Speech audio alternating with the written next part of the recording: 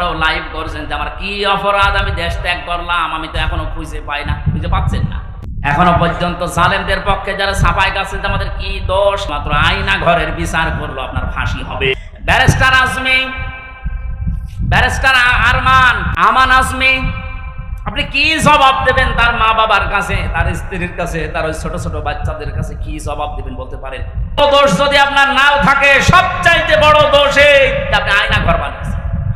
এটার চাইতে মারাত্মক পৃথিবীতে কোনো জুলুম আছে বলে আমি জানি না। এদিকে 1.5 হাত, এদিকে 1.5 হাত, ওর মাঝখানে পায়খানা। আমি যেখানে থাকতাম এর মাথার কাছে পায়খানা, জায়গায় 24 ঘন্টা। আর খাবার যা দেয় মনে হচ্ছে 2-3 দিন আগের খাবার, পচা খাবার। খেলে খান, তাও এক বাটির ভেতরে 4-5টা তরকারি দিয়ে দেয়, আবার ডাল দিয়ে দেয়, খাই খান না খান না, আপনি মরে যান, ওদের কোনো অসুবিধা নেই। এমন জায়গায় এমন ভয়ঙ্কর, এমনিতেই মানুষ হার্ট ফেল করে মরে যাবে।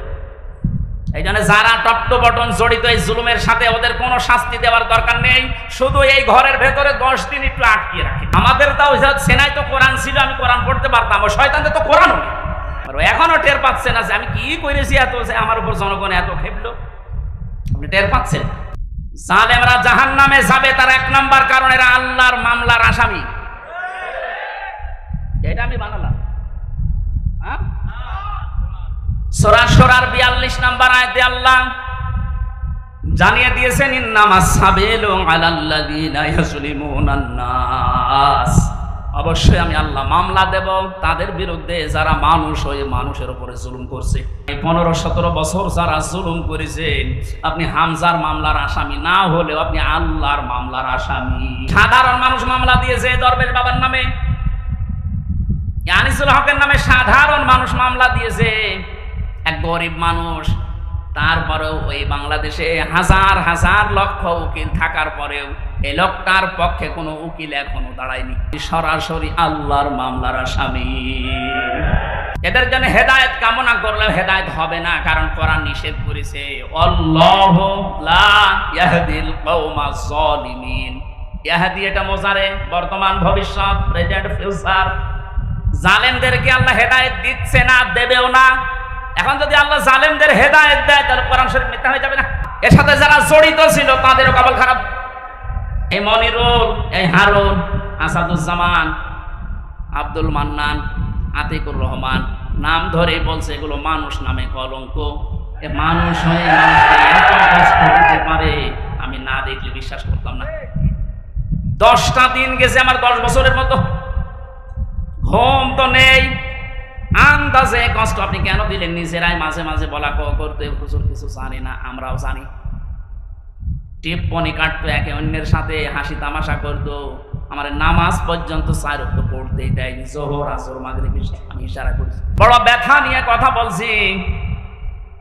এই জালেমদের জুলুমের কারণে আমার ছোট মেয়েটা আজ পর্যন্ত আমার চিনি না, আমার কাছেও আসতে চায় না, ভয় পায়। কি করেছিলাম? কোরআন হাদিসের কথাগুলো ওপেন ভাবে বলতাম, গোপন রাখতাম না, এইটাই আমার অপরাধ।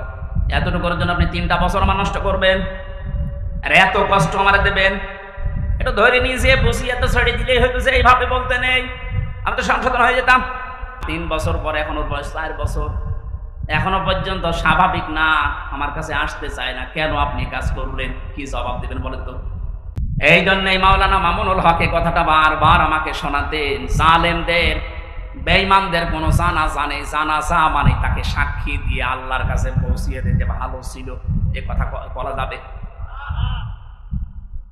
এই জন্য আমরা সাবধান হচ্ছি, আপনাদেরকেও সাবধান করছি। এখনো জুলুমের পক্ষে যদি আপনি স্ট্যাটাস দিয়ে যান, জুলুমের পক্ষে ছাপায় গান, আপনিও জালেম, আপনিও চিহ্নিত। আপনি মারা গেলে আপনার জানাজা পড়া, কবরে দেওয়া জায়েজ নেই, কারণ আপনি এমনিতেও জাহান্নামে যাবেন, অমনিও জাহান্নামে যাবেন।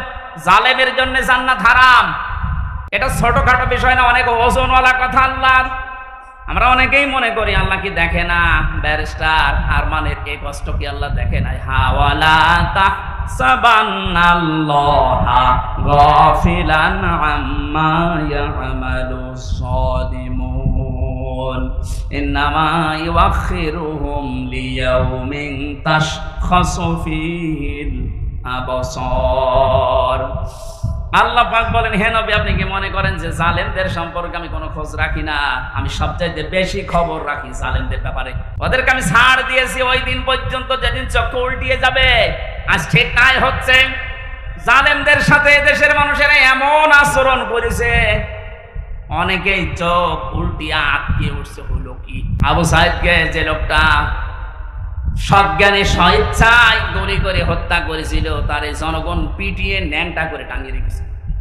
তাও উল্টো করে, ইন্নামা ইউআখিরুহুম লিয়াউমিন তাশখাসু ফীহিল আবসার। আমার তো মনে হচ্ছে কোরআনের এই আয়াত এখন খাপের খাপ মমতাজের বাপ সব মিলিয়ে যাচ্ছে। জালেমদেরকে আমি আর একটা স্মরণ করাচ্ছি, এখনো যারা জালেমদের পক্ষে কথা বলেন, যা জালেমদের পক্ষে যারা আছেন তারা সাবধান হন। কোন জালেম যদি টার্গেট নেই কোন জায়গায় পৌঁছাতে, আমার আল্লাহ বলেন ওকে আমি ছাড় দিতে দিতে এমন জায়গায় পৌঁছাই, ওই সফলতা পাওয়ার আগেই ওর তার আমি কেটে দেই।